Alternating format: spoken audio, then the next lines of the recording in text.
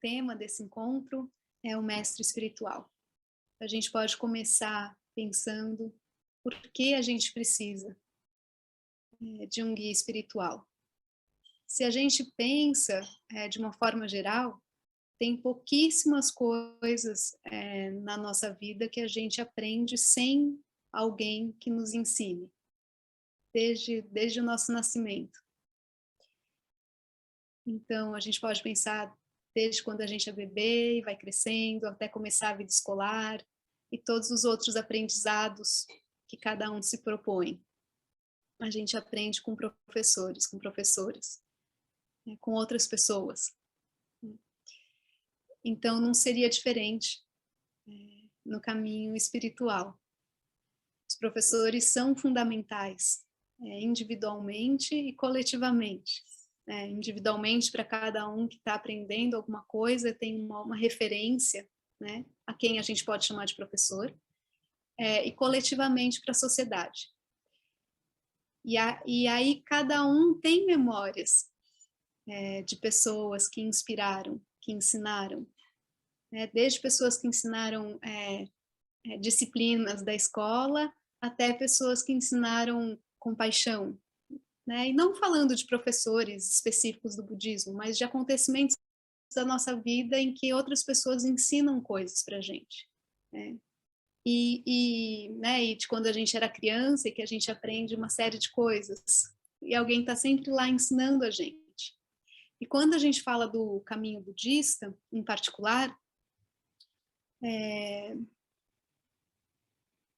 dessa situação em que a gente se encontra, o que a gente percebe é que a gente está à mercê das aflições mentais,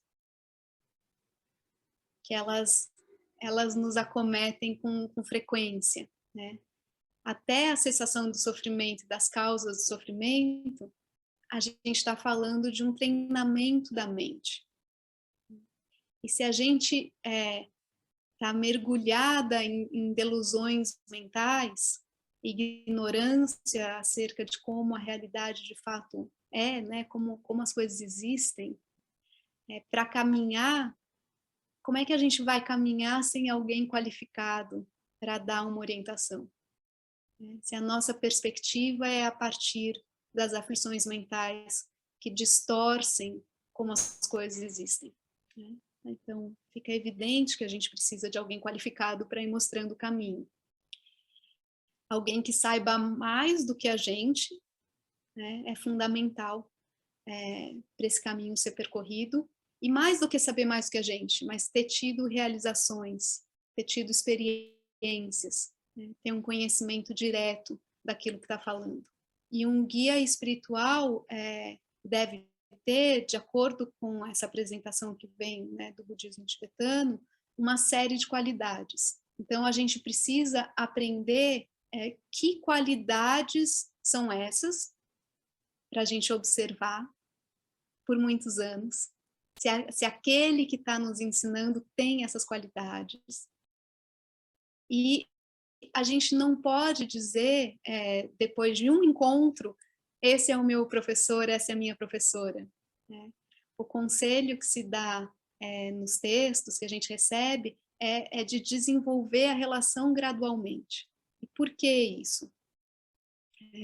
Porque tem o tempo de observar as qualidades desse professor, desse mentor, e tem o tempo de desenvolver as qualidades como aluna, como aluno.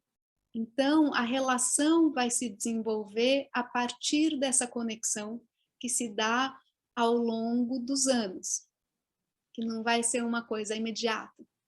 Então, para quem pensa, nossa, nunca conheci um mentor espiritual ou nunca desenvolvi essa relação com alguém, de certa forma não tem, essas coisas vão acontecer, né? Mas não tem esse peso, ou é melhor que a gente não coloque esse peso, né? A gente pode se preparar, a gente pode se desenvolver a todo momento.